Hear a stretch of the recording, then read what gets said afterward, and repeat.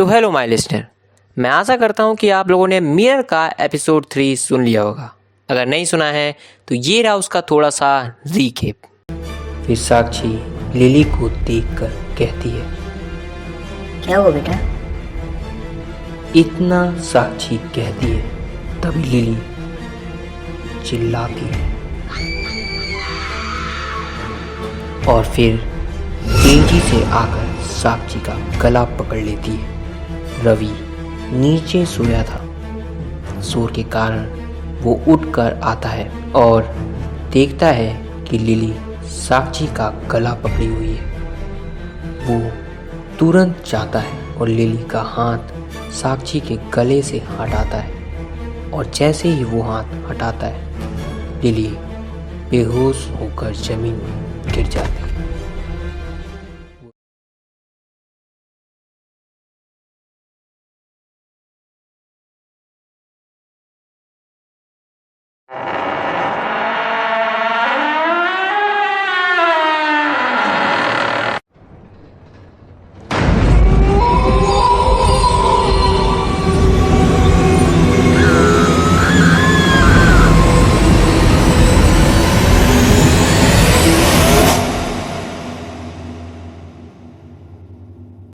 अब आगे फिर वो दोनों लिली को बिस्तर पर लिटाते हैं और फिर साक्षी से रवि पूछता है, ये हो क्या रहा था?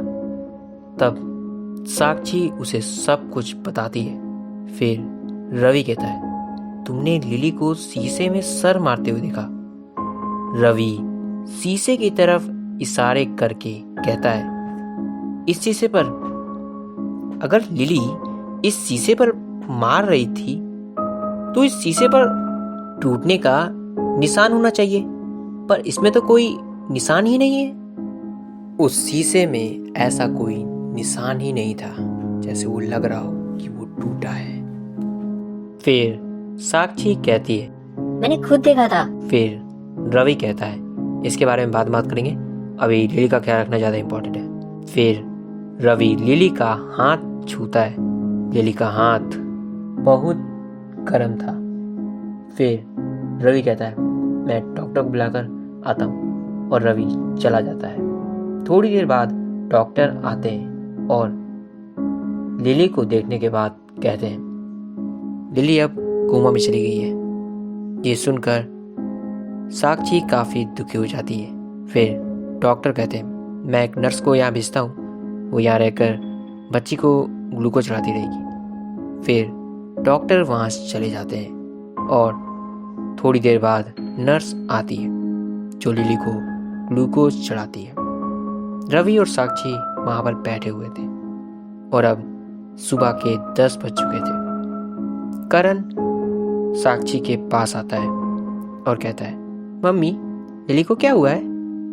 तब साक्षी अपने आंसू पोंछती है और कहती है, कुछ नहीं, बस थोड़ा बीमार हो गई है। वो ठीक होने के बाद वो तुम्हारे साथ खेलेगी। फिर करण लिली से कहता है, जल्दी ठीक हो जाओ लिली, उसके बाद हम लोग साथ में खेलेंगे। फिर रवि कहता है, हाँ, और पापा भी तो खेलेंगे, जल्दी ठीक हो जाओ लिली। आओ करण, अब लिली को आराम करने देते हैं। और फिर रवि करण को उसके कमरे में ले जाता है और साक्षी को कहता है, नर्स है यहाँ पर साक्षी, आओ नीचे चल के तुम भी कुछ खा लो, वैसे भी कल से तुमने कुछ खाया नहीं है।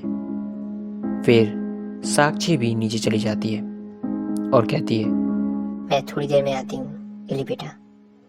साक्षी आधे घंटे बाद लिली के कमरे में जाती है और जो देखती है उसे देखकर उसकी रूह कांप जाती है।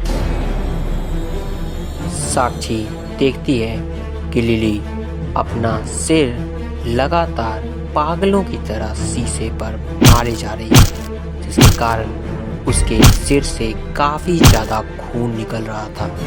पर लिली तब भी लगातार शीशे में अपना सिर मारे जा रही थी, जैसे उसे दर्द महसूस ही ना हो रहा हो। ये देखकर साक्षी तुरंत लिली के पास जाती है और उसे पीछे मोड़ती है। और फिर जो देखती है उसे देखकर वो पूरी तरीके से डर जाती है। लिली की आंख पूरी सफेद थी। ये देखकर साक्षी कहती है, लिली, जैसे ही साक्षी ये कहती है लिली बेहोश हो जाती है। साक्षी जल्दी से रवि को बुलाती है और फिर रवि तुरंत नर्स को बुलाता है और फिर नर्स लिली की पट्टी करती है। उसके सिर से काफ़ी ज़्यादा खून निकल चुका था, पर अब वो ठीक थी। रवि नर्स से पूछता है कि वो इस वक्त कहाँ पर थी जब ये सब हुआ।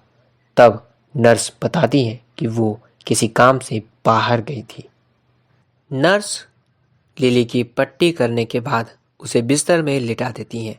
साक्षी ये देखकर रोने लगती है। वो भगवान से दुआ करने लगती है कि लिली ठीक हो जाए। वो नर्स भी लिली के इलाज के लिए वहीं पर रुक जाती है। साक्षी भी उसी कमरे में थी जहाँ पर लिली थी। रात के 10 बज चुके थे। साक्षी अभी भी उस कमरे में थी। वो कब से नीचे नहीं गई थी। वो काफ़ी ज़्यादा दुखी थी।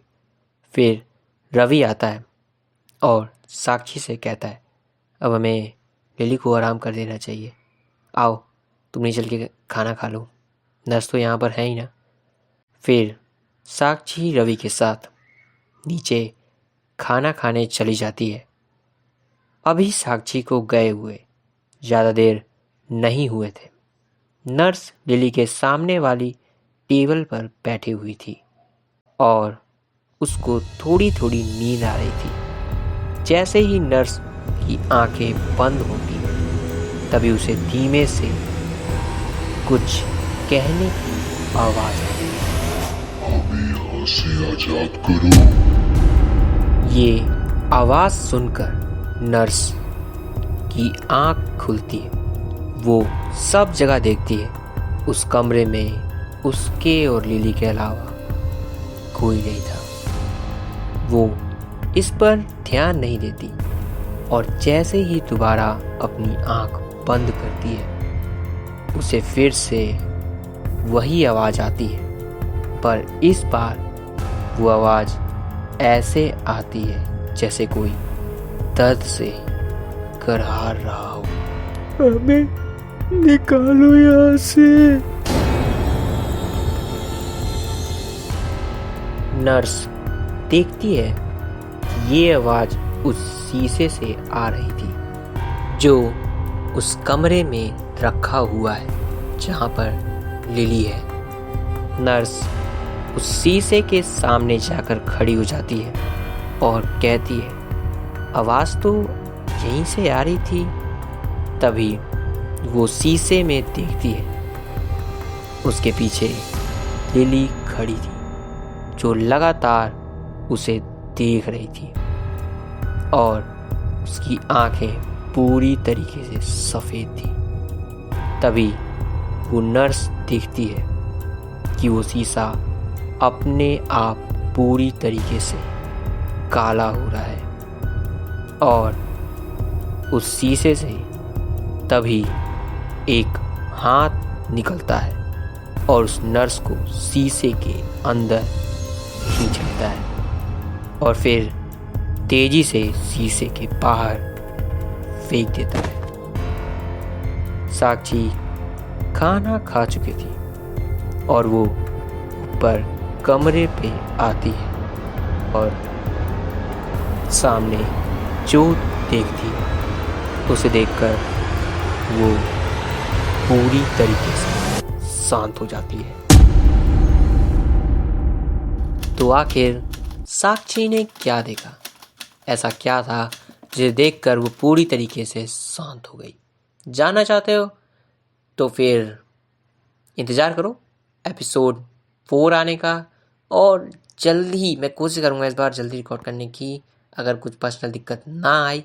और यार लाइक कर देना, कमेंट जरूर कर देना यार। तुम लोग बताओगे नहीं तो मुझे कैसे पता चलेगा कि कैसी बनाई मैंने स्टोरी? यार तुम लोग थोड़ा सा बता दो, ओपनिंग कर दिया करो। थोड़ा सा कमेंट में बता दो कि तुम्हें कैसी लगी यार। मेरी मेहनत है भाई यार, मैंने इसको लिखा है काफ़ी टाइम में, डायरी में मैं बैठा, मैंने लिखा, टाइम दिया। तो तुम थोड़ा सा एक कमेंट कुछ भी कर दो यार, डॉट लिख दो या तो मतलब मुझे गरिया ही दो, तुम्हारी मर्जी जो करना हो। तुम यार एक कमेंट कर दो तो मुझे पता चले कि हाँ तुमने स्टोरी सुनी है। तुम उसको कमेंट करो, मिस्टेक बताओ, कुछ तो करो यार। तुम ना कमेंट ना लाइक, कुछ भी नहीं, ना लाइक कमेंट, कुछ कर दो यार भाई, एक चीज़ कर दो। और सब्सक्राइब कर दिया करो यार, उससे यार मुझे मोटिवेशन मिलता है कि मतलब कुछ लोग हैं जो कि मेरी स्टोरी को सुनना चाहते हैं। लाइक मैं काफ़ी देर तक मतलब स्टोरी लिखता हूँ, डायरी पे मैं अपनी स्टोरी लिखता रहता हूँ। तो यार थोड़ा सा तुम लोग अगर कर सपोर्ट दिखाओगे तो यार मुझे पता चलेगा कि हाँ तुम्हें स्टोरी पसंद आ रही है, तुम्हें मेरा कोई चीज़ बनाए हुए अच्छा लग रहा है। और कर दिया करो यार सब्सक्राइब। और हाँ, इसके बाद का जो एपिसोड आएगा वो और भी ज़्यादा हॉरिफिक होगा, उसमें कुछ हॉरिफिक मोमेंट है। मुझे पता है कि स्टोरी में कभी कभी बीच में आए हैं, मतलब कुछ सैड ऐसे में, पर स्टोरी में ऐसी चीज़ें भी होनी चाहिए।